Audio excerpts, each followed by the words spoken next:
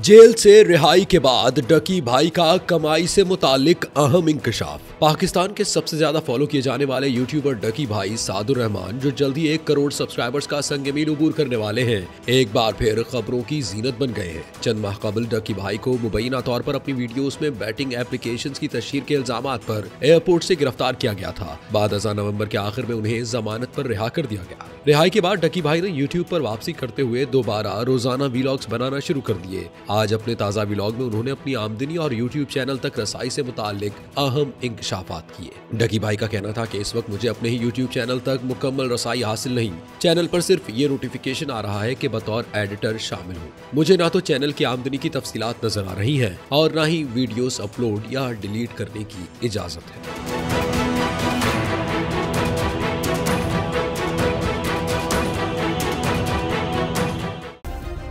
Subscribe करें और bell दबाएं ताकि कोई खबर रह न जाए।